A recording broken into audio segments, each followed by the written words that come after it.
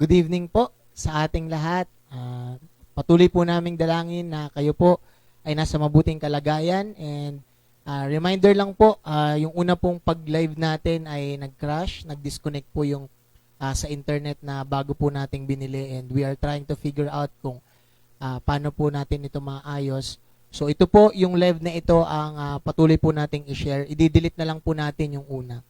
So muli, magandang gabi po. Sa atin pong pagsisimula ngayong prayer meeting, patuloy po tayo magpapasalamat sa Panginoon knowing na He has given us once again a night and a privilege to worship Him at dumepende po sa Kanya sa pamamagitan ng pananalangin.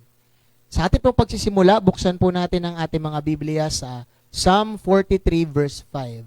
Again, Psalm 43 verse 5. Ito po ay isang panalangin ng paghingi ng kalakasan sa ating Panginoon dahil sa kabila po ng ating pinagdadaanan. Alam ko po na bukod sa pandemya ay marami pong mga bagay ang nagdudulot sa atin ng kalungkutan dahil po sa mga pangyayari. Ang sabi po ng Psalm 43 verse 5, "Why are you cast down, O my soul? And why are you in turmoil within me? Hope in God, for I shall again praise Him, my salvation and my God." Kamusta po ang ating mga buhay? Kamusta po ang ating mga kaluluwa? Let us again remember the gospel. Remember po na ang Diyos ang ating pag-asa. And as we remember God and put our hope and faith in Him, muli pong palalakasin ng Diyos ang ating mga pananampalataya at kaluluwa. Tayo pong lahat ay manalangin. Aming Diyos, tunay na kami po ay lumalapit sa inyo. Alam niyo po ang kalagayan ng aming mga puso, ang aming mga kaluluwa, ng aming mga buhay. Sa kabila po ng aming mga pinagdadaanan, bukod pa po sa pandemya na tunay na nagdudulot sa amin ng pagkatakot, kalungkutan, Panginoon, at mga alalahanin, mayroon po kaming mga personal na problema, mayroon pa po kaming mga pagsubok sa aming pamilya, Panginoon. And all of these things, Lord, we know na alam niyo po itong lahat.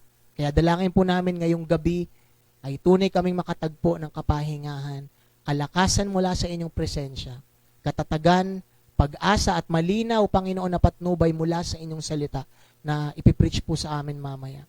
And may we, as Lighthouse Christian Church, be united once again in worshiping you, in listening to your word, depending upon you through prayer, para po sa inyong kapurihan at para sa aming ikabubuti. Sa pangalan ni Jesus. Amen. Kaya uwitin po natin. Why are you so downcast, O my soul? Ang tugon po natin, it is well with my soul, dahil po sa Panginoon.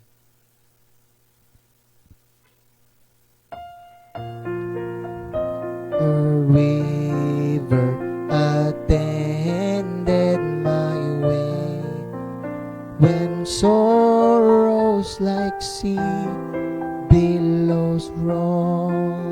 Whatever my lot, thou hast taught me to say, it is well with my soul. It is well with my soul. It is well with my soul.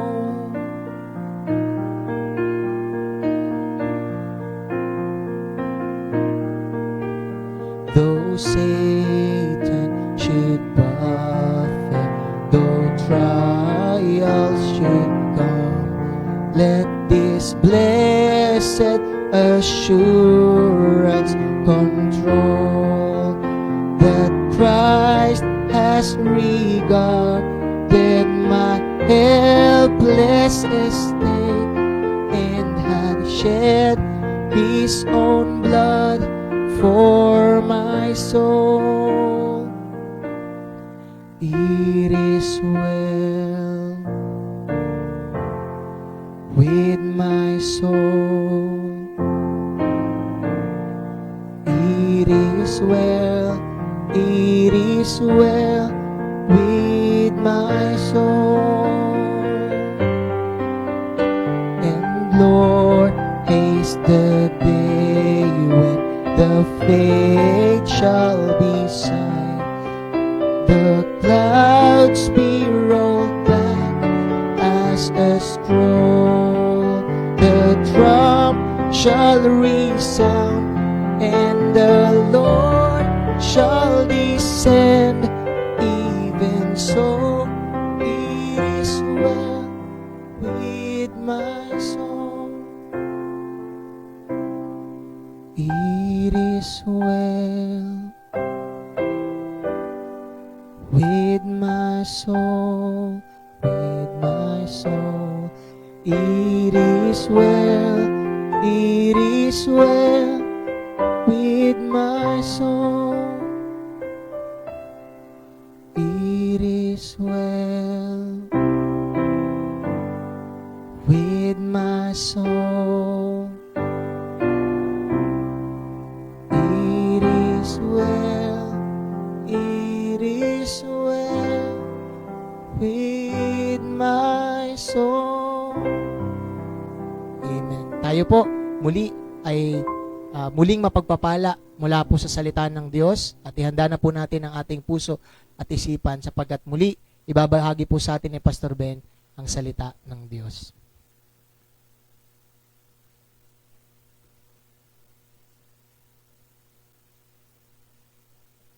Salamat, Pastor Matt, at magandang gabi po muli sa ating lahat.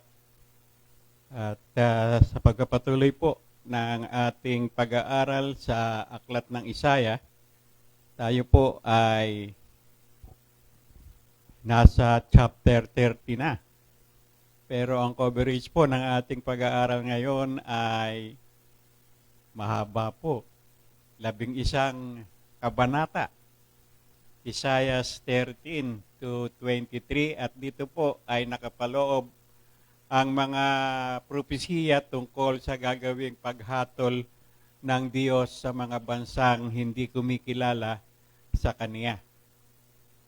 At bilang panimula, tayo po ay humingi ng patnubay ng Banal na Espiritu. Panginoon Diyos, maraming salamat po sa gabing ito. Salamat po sa panibagong pagkakataon na kami ay naririto upang minsan pa, Panginoon, ay kilalanin ng iyong walang hanggang kapangyarihan at pag-asa na ikaw lamang ang kasagutan sa mga bagay na aming mga pinagdaraanan sa ngayon. At sapagkat aaral namin ang iyong banal na salita, Panginoon, ang hiling namin ay patnubay ng iyong banal na Espiritu upang ganap naming maunawaan ang mga katotohanan na nais mong ipagkaloob, ipaalam, ipahayag sa amin ngayong gabi. Purihin ka, O Diyos, sa pangalan ni Jesus. Amen and amen.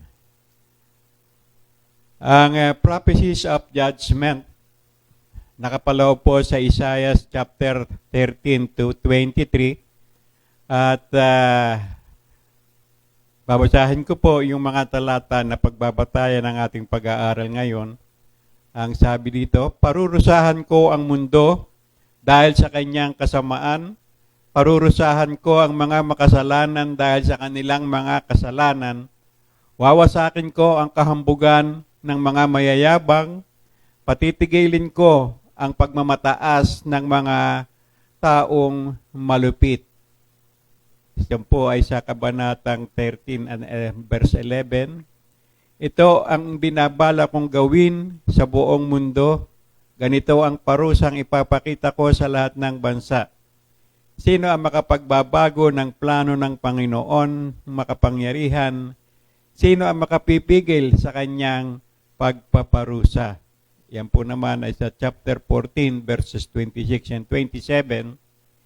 Pero sa bandang huli, ang kikitain niya, hindi niya itatabi, ihahandog niya ito sa Panginoon para sa pambili ng maraming pagkain at magagandang klaseng damit para sa mga naglilingkod sa Panginoon. Yan po ang chapter 23, verse 18. At ito po ay tumutukoy sa bansang Tyre na dinisiplina din ng Panginoon, pero sa bandang huli ay muling guminhawa. At makikita po natin mamaya sa pagpapatuloy ng ating pag-aaral. At ukol po tayo ng sandaling pagbabalik aral. Ang chapter 1 to 6 po ng Isaiah ay mga paunang propesiya na ipinahayag sa paghahari ni Uzziah at ni Jotham.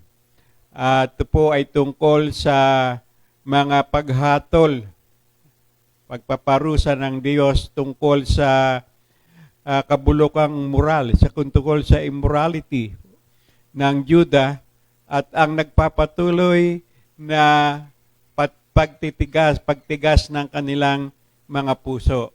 Sa chapter 6 po ay dito nakita ni Isaiah ang pangitain na kabanalan ng Diyos, nakita niya ang kanyang karumihan, kaya siya po ay nagsisi at ang kanyang mga kasalanan at pagkatapos po noon ay siya ay nagtalaga ng sarili at tinanggap yung pagiging propeta.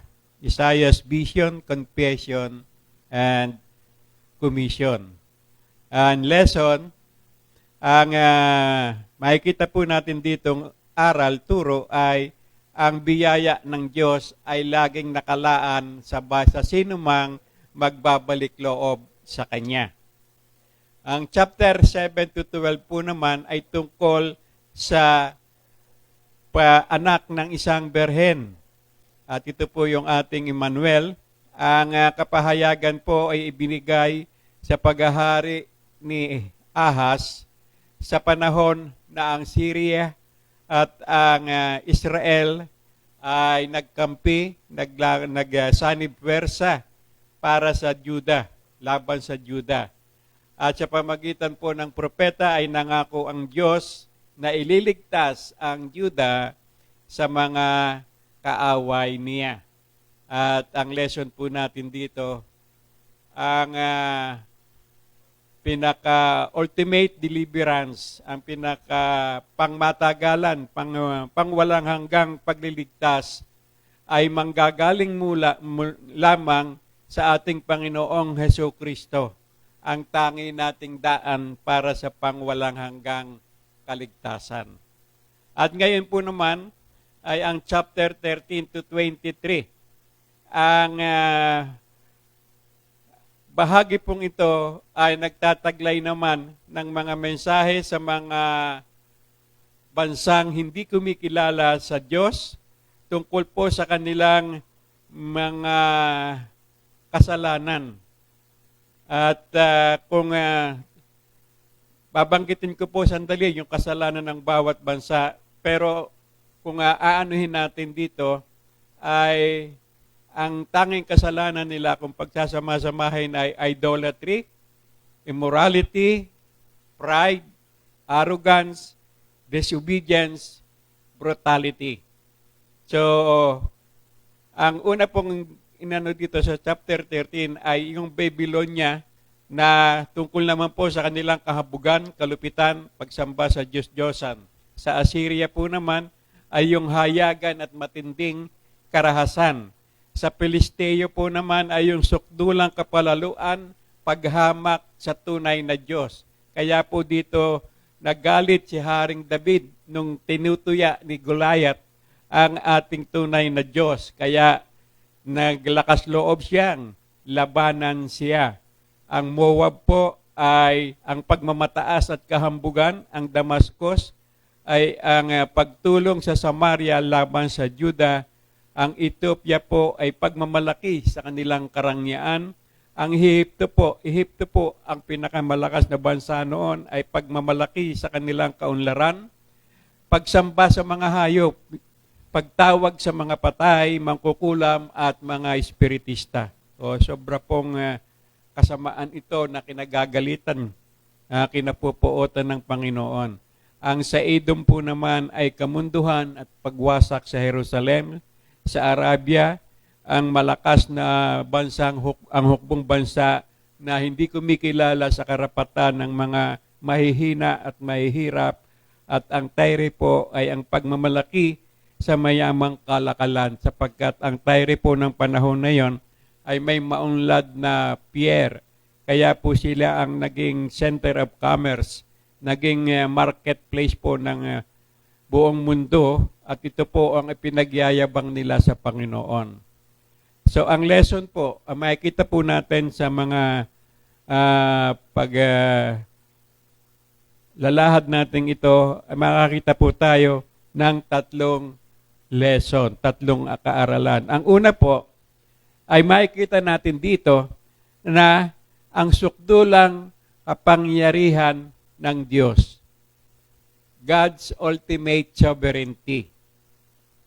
So wala pong makakahadlang sa Kanya at sadyang mahirap maunawaan ang Kanyang mga gawa kung hindi natin siya lubos nakikilalanin at wala pong makakapigil sa gusto at kaya niyang gawin.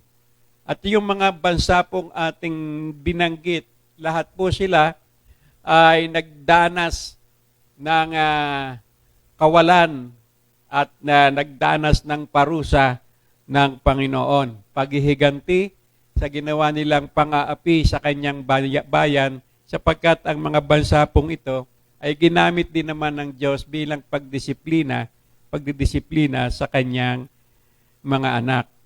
So, ang sabi po ng Isaiah 43:13, ako ang Diyos mula pa noon, ako na ang Diyos, walang makakatakas sa aking mga kamay, walang makakapagbago sa mga ginagawa ko. So, may karapatan po ang Diyos na magwasak at magbuo ng mga bansa. Gayon din po, kahit ang individual na tao, may kakayahan siya. Ang sabi nga ng unang Samuel, kabanatang 2, talata 9, ay walang sinumang magtatagumpay sa pamamagitan ng sarili niyang lakas. So nakita na po natin ang katotohanan na ang ating Diyos ay sukdulan ng kapangyarihan at walang magagawa ang tao o ang bansa o ang maunlad at pinaka-kumpletong sandatahang lakas. Wala pong makakatalo sa Panginoon. Walang sino man. So anong aral natin dito? Walang sino mang makakatalo sa Diyos. Kaya, huwag na tayong lumaban pa. Sa halip, ay magpasakop na tayo sa kanyang kalooban. So marami pong pag-aaral, sa mga nagdaan natin pag-aaral tungkol sa aklat ng Isaiah, na yung mga nangyayari sa mga lumalaban sa Diyos at yung pagpapala namang tinatanggap ng mga nagbabalik loob sa Kanya, nagpapasakop sa Kanyang kapangyarihan. So, marami na po tayong nakitang aral. So, wag na tayong magmatigas pa. Supilin na natin ang mga pagnanasa ng ating mga sariling interes, at sumunod na tayo sa kung ano ang kalooban ng ating Panginoon. Ang pangalawa po na makikita dito ay ang Diyos ay dalisay sa kabanalan. Pure, dalisay. Hindi po yung si Cardo. Dalisay, kabanalan ng Diyos.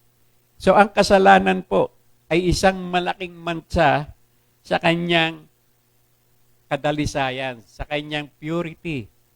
Kaya napakalaking halaga po ng kanyang isinakripisyo para malupig ang kasalanan. Dahil napakalaki po ng pagkamuhi niya rito. Kung paano niya tinalikuran ng anak habang pasan-pasan ang kasalanan ng mundo sa krus, ganoon po niya kinamumuhian ang kasalanan. So dahil po sa ginawa ng Diyos, sikapin naman natin kamuhian din ang kasalanan, kung paano ito kinamumuhian ng Diyos, alang-alang sa buhay na handog ni Jesus at ang walang katumbas na biyayang tinanggap natin sa Kanya. Yung isinakripisyo ni Jesus ang kanyang buhay upang tayo'y mahango sa isang walang kapag-apag-asang kalagayan.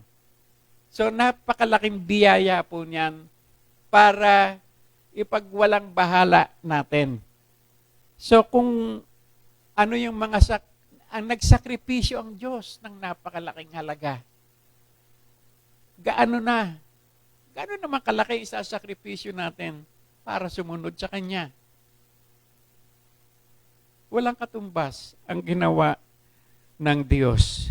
At ang sabi nga ng aklat ng Tito, chapter 2, verse 11 and 12 ay ganito, sapagkat sa biyaya ng Diyos na nagbibigay ng kaligtasan ay inihayag na sa lahat ng tao. Ito ang nagtuturo sa atin na talikuran ang kasamaan at makamundong pagnanasa. Kaya mamuhay tayo sa mundong ito ng maayos, matuwid at makadiyos. Ang lesson, ang taong nabubuhay sa kasalanan ay nagtataglay ng makatuwirang poot ng Diyos. Siguro hindi natin maganap na nabibigyang pansin ang kalagayan ng taong mga kasalanan. Hindi natin nabibigyang pansin yung ating nagagawang kasalanan sa araw-araw kasi ang nagkalat na katuruan ay ang kabaitan ng Diyos, ang kanyang biyaya, ang kanyang ibinibigay na karangyaan, ang kanyang protection, ang ibinibigay niyang kalusugan. Pero bihira po tayong makarinig ng mga aral tungkol sa galit naman ng Diyos sa kasalanan. Kaya po, okay lang sa atin yung kasalanan kasi mabait naman ang Diyos kasi po yun lang ang naririnig nating aral. At yun na rin po naman ang ginagawa ng ibang mga mangangaral sapagkat sa kanila, pag nag-ano ka ng kasalanan, offensive. Paano tayo makakapamuhay ng maluwag sa ating puso na sumusunod sa Diyos? Yung magkaroon tayo ng awareness sa bigat ng kasalanan. Wala po naman talagang taong banal. Kahit ako, nagkakasala ako. Pero, binibigyan ko pong diin, kinikilala ko yung aking kasalanang nagawa. Hindi ako makapagpatuloy sa aking mga ginagawa nang hindi ko na ipapahayag sa Diyos na ako'y nagkasala sa Kanya. Yun po yung pinakamahirap na katayuan, lalong-lalo na sa Kristiyano. Alam niya nagkasala siya, pero patuloy siyang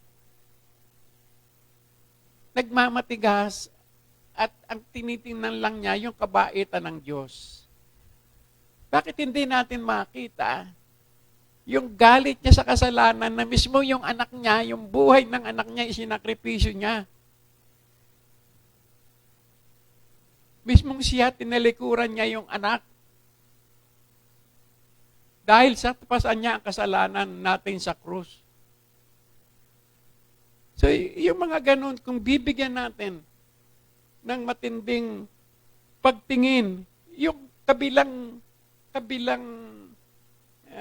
bahagi ng katangian ng Diyos, ng kakanyahan ng Diyos. Oo, siya'y mapagmahal, mahabagin, mapagbigay, makatuwiran, makatarungan.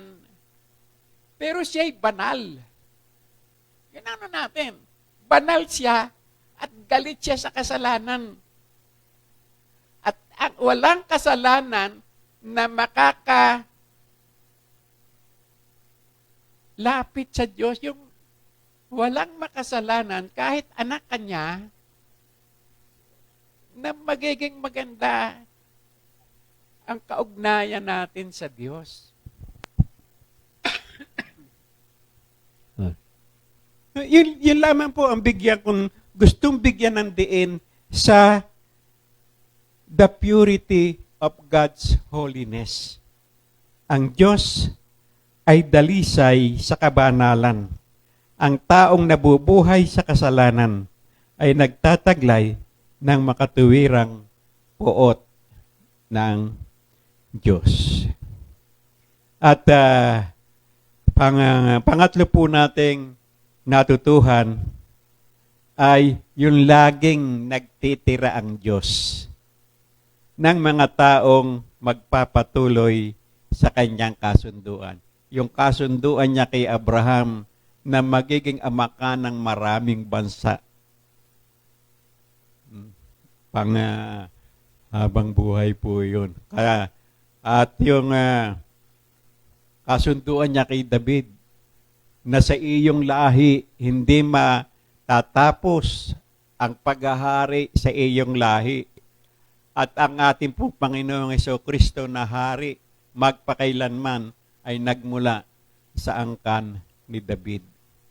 So lagi pong nagtitira ang Diyos ng mga taong magpapatuloy ng kasunduan. Ginamit niya ang malalakas na bansa upang matutong magpakumbaba ang kanyang mga pinili, gaya ng pagpapadaan sa apoy ng ginto upang ito ay dumalisay. Gayunman ay pinarusahan din niya ang mga bansang nagmalupit sa kanyang mga tao. At ang sabi nga ng si Panayas 3:13, pero may ititira akong mga taong hamak at dukha sa Jerusalem, hihingi sila ng tulong sa akin. Ang mga Israelitang ito ay hindi gagawa ng masama, hindi sila magsisinungaling o mandadaya, kakain at tutulog sila payapa at walang kinatatakutan. Yun po yung tungkol po naman doon sa chapter 23, yung po sa huling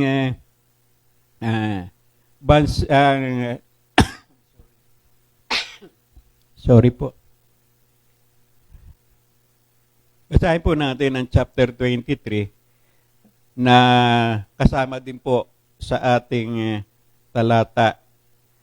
Sa chapter 17 po, ganito, 23 verse 17, pagkatapos ng 70 taon, aalalahanin ng Panginoon ang Tyre, pero muling gagawin ng Tyre ang ginawa niya noon, na katulad ng ginawa ng babaeng bayaran. Gagawa siya ng masama para magkapera at para sa kaharian ng mundo. Pero sa bandang huli, ang kikitain niya ay hindi niya itatabi, ihahandog niya ito sa Panginoon para pambili ng maraming pagkain at magagandang klase ng damit para sa mga naglilingkod sa Panginoon. Naging palaisipan po ito sa akin na pambili ng maraming pagkain at magagandang klaseng damit para sa mga naglilingkod sa Panginoon. Pinarisahan po ang Tyre dahil hindi sila kumikilala sa Diyos. Nagmamalaki pa nga sila sa Diyos, pinagmamalaki yung kanilang karangyaan. Dinisiplina siya, pero muling pinagpala ng Diyos. At sinabi dito, naging taga-suporta na siya ng mga naglilingkod sa Panginoon. May mga naglilingkod sa Panginoon. So, ibig sabihin, may mga Kristiyano na doon. At sa huling komentary kong nabasa, ay nagkaroon ng Christian church doon. So, ito lang ay nagpapakita sa atin ng patunay na ang Diyos sa kanyang pangako ay laging kasama ng mga nagpapahayag ng kanyang salita.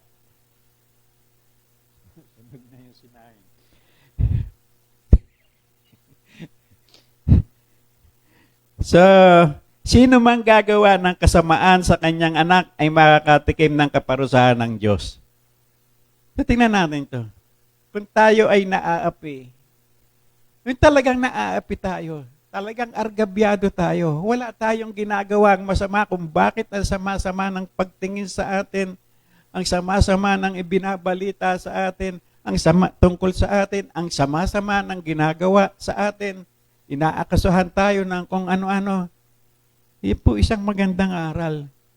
Kaya nga pinarusahan ng Diyos ang mga bansang ito na sinugo niya para disiplinahin ang kanyang mga anak. Pero pinagmalupitan nila.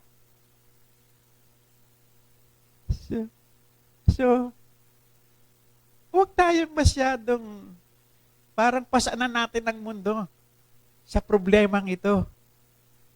Nakakalimutan natin ang pangako ng Diyos na akin ang paghihiganti. Vengeance is mine. At anak tayo niya. Di ba? Magandang isipin yung mga bagay na ito. Sino mang gagawa ng kasamaan sa kanyang mga anak ay makakatikim ng kaparusahan ng Diyos. Kung may nawala man tayo sa mga pangangaping ito, mababalik at mababalik yun. Okay. In conclusion, sa dami ng mga propesiyang nagkatotoo, daang taon bago na naisulat ito, bago nagkatotoo, isang malaking katibayan na ang Biblia ay salita ng Diyos. Na ang Biblia ay salita ng katotohanan. At kapag salita ng Diyos, hindi tayo mapapahamak kung ito ang ating magiging batayan, sandigan ng ating pag-aaral, ang ating pamumuhay sa araw-araw. So, kung ang malalakas na bansa ay nakatikim ng pagkawasak dahil sa pagmamalupit sa kanyang mga tao, hihintayin pa ba nating mangyari ito sa atin? Let's pray. Pay naming Diyos, maraming salamat po. Tunay nga na napakabuti mo. At kami ay tunay naniniwala na ang mensaheng ito ay nakapagbigay ng kaliwanagan sa aming mga kapatid. Maraming salamat po sa pangalan ni Jesus. Amen and amen.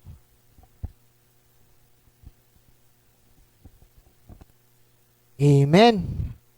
Sana po ay tunay na naging malinaw ang ating pag-aaral ngayong gabi.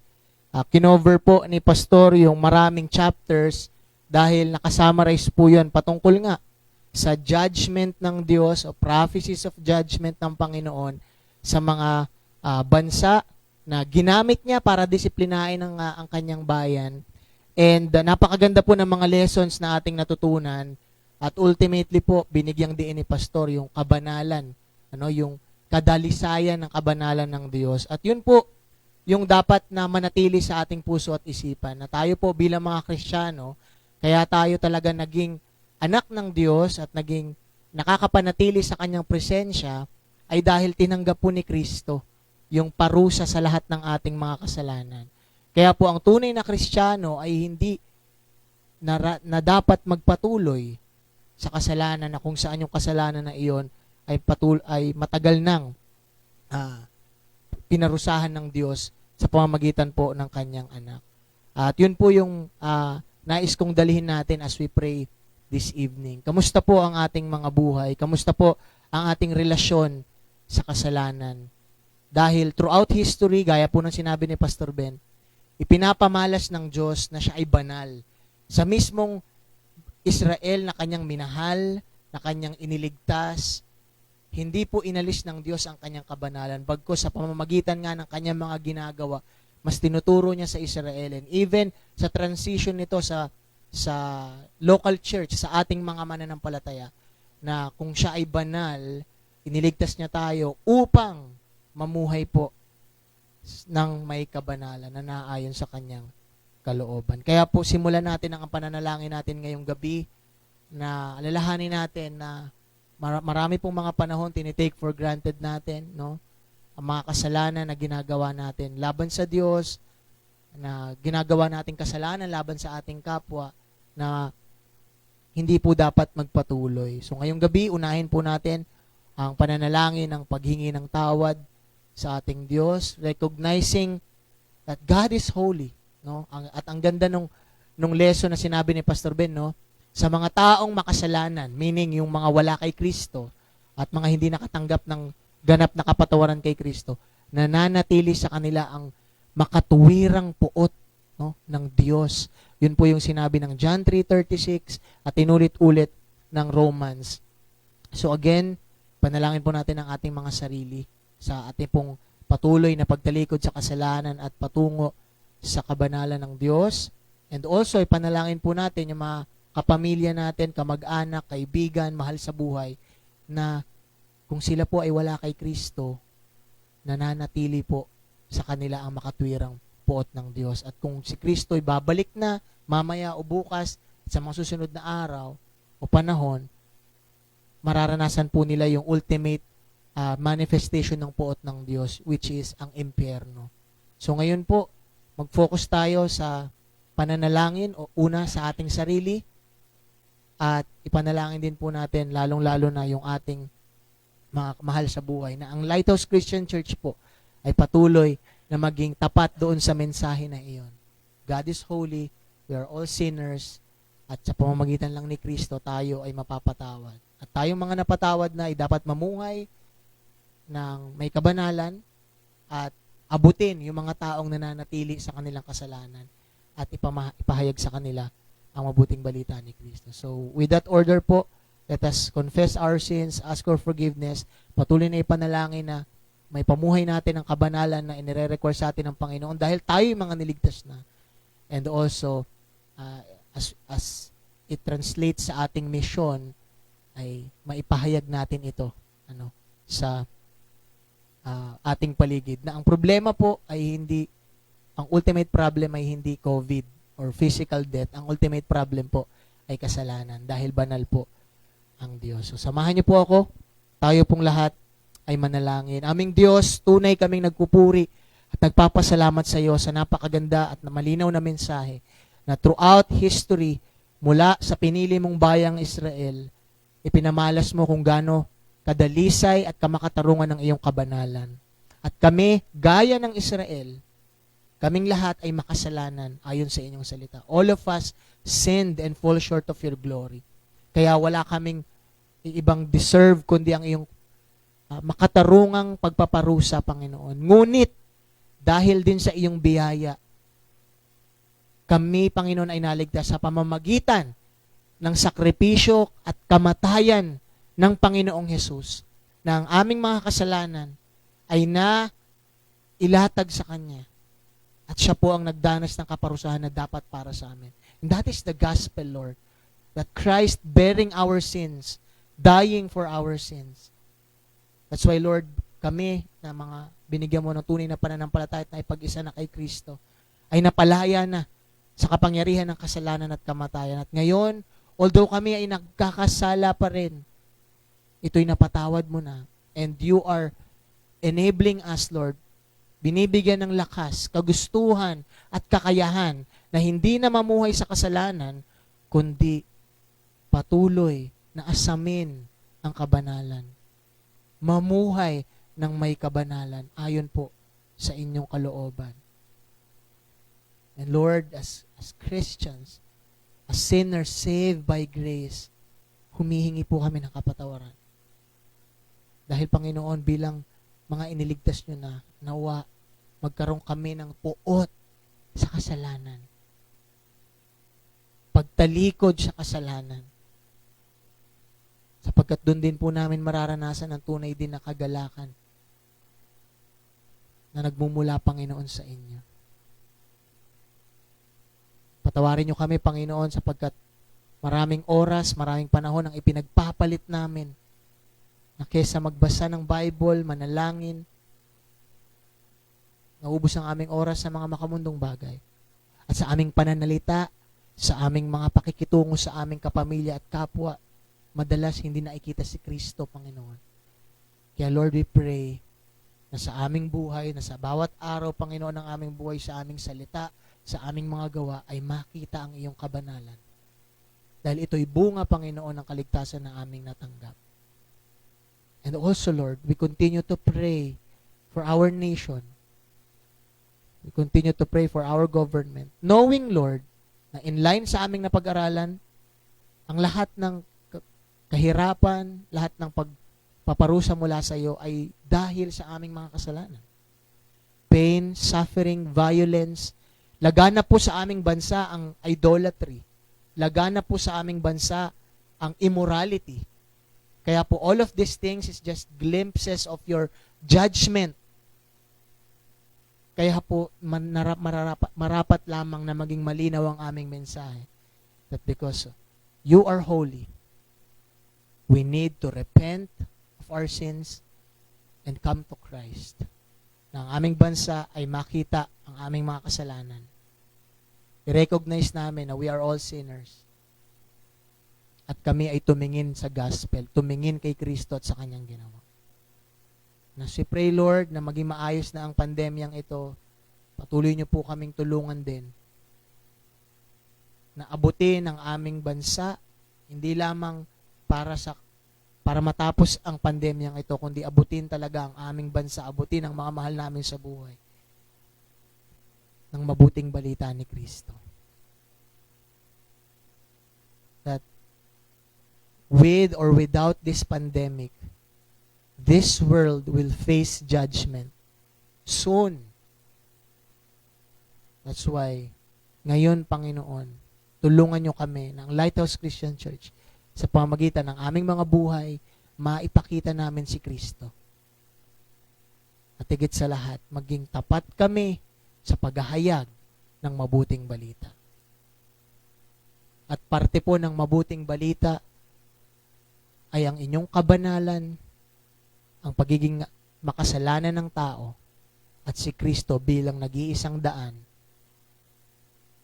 para maabot namin at maranasan namin ang ganap na kapatawaran. And Lord, as we end this evening, we continue to pray for your gracious provision and protection para po sa aming lahat.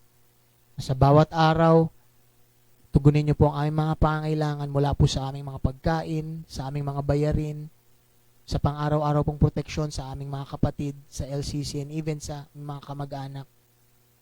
Na ilayo niyo po kami sa COVID-19 and even sa lahat ng uri ng karamdaman at kapahamakan. Patuloy po namin hinihiling ang inyo pong pagkilos, kagalingan, kalakasan sa amin pong mga kapatid na under medication, Panginoon, sa iba't ibang uri ng karamdaman. We continue to pray for good health, malakas na resistensya sa mga kapatid namin na matatanda, Panginoon, and even sa mga maliliit na bata. Lalo na po yung mga kapatid namin na lumalabas araw-araw sa trabaho para magtrabaho. Sa mga kapatid namin na kailangan bumili ng mga pangangailangan, lumalabas, Panginoon, at na-expose sa maraming tao. We continue to pray, Lord, again and again for your protection each and every day, Panginoon. We continue to pray also, Lord, sa amin pong sa improvement po ng live streaming ng Lighthouse Christian Church. Salamat po sa technology, salamat sa provision ninyo, Panginoon, sa pambili ng mga gamit na ito, sa mga tao po na ginagamit ninyo. Continue, Lord, to teach us to be patient and also, Panginoon, na patuloy na ipanalangin na maging clear at malinaw naming ma-communicate ang gospel. At patuloy na maging pagkapala po ang LCC sa lahat, Panginoon, ng miyembro nito. And even, Lord, as we are witnessing every day, tumataas po ang cases ng COVID-19. Again, we continue to pray for your protection sa aming lahat.